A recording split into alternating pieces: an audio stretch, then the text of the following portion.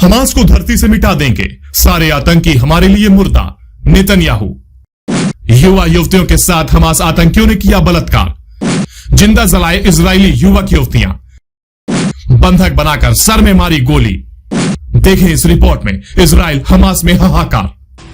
Israeli PM ने बीती रात टीवी पर अपने संबोधन में कहा कि हमास के आतंकियों ने युवा महिलाओं के साथ बलात्कार किया, युवा लड़कों और लड़कियों को गोली मारी और कहा कि हमास की यह हरकत अब माफ करने लायक नहीं है, अब कोई जिंदा नहीं बचेगा। इजराइल और फिलिस्तीन में जंग के बीच अब तक क्या कुछ कहा गया और क्या कुछ हुआ, आइए जानें।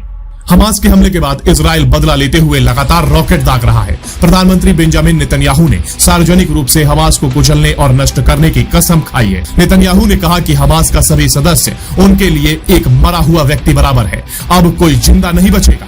इजरायली पीएम ने टेलीविजन पर अपने संबोधन में कहा कि नहीं बर्दाश्त होगा ये सब। युवा महिलाओं के साथ बलात्कार किया गया, युवा लड़कों लड़कियों को गोली मारी गई। नेतन्याहू ने कहा कि हमने लड़कों और लड़कियों को बंधे हुए देखा जिनके सिर में गोली मारी गई थी। इतना ही नहीं, पुरुषों और महिलाओं को जिंदा जलाया गया। आपको बता दें कि अब तक की लड़ाई में इजराइल और हमास दोनों के कम से कम 2300 लोग मारे गए हैं।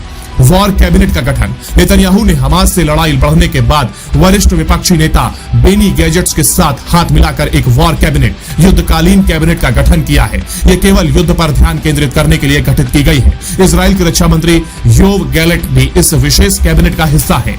ईरान और सऊदी प्रिंस इजराइल के खिलाफ युद्ध छिड़ने के बाद अब पहली बार ईरान के राष्ट्रपति इब्राहिम रायसी और सऊदी क्राउन प्रिंस मोहम्मद बिन सलमान ने बयान दिया है कि इजराइल ने ईरान पर हमास का समर्थन करने का आरोप लगाया है। वहीं सऊदी ने ईरान से इजराइल फिलिस्तीन युद्ध को खत्म करने की चर्चा की। मैं चुप नहीं बैठूंगा, जो बाइडेन। अमेरिकी राष्ट्रपति जो बाइडेन ने भी इजराइल पर हमास के हमलों को लेकर हमास पर हमला बोला है। अमेरिकी राष्ट्रपति ने यहूदी नेताओं से बात करने के बाद कहा कि युद्ध के बाद यहूदियों के लिए सबसे खराब दिन आए हैं और मैं चुप नहीं रहने वाला हूं।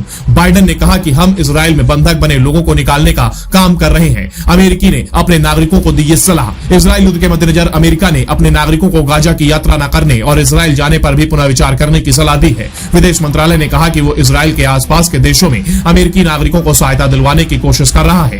लेबनान में बसे ईरान समर्थित हिजबुल्लाह समूह ने कहा है कि उसने इजराइल पर कई मिसाइलें दागी, जिसका इजराइल की सेना ने जवाबी कार्रवाई से जवाब दिया है। लेबनान से इजरायली हवाई क्षेत्र में कई बार रॉकेट हमले हुए, जिसके बाद उत्तरी इजराइल अलर्ट पर है।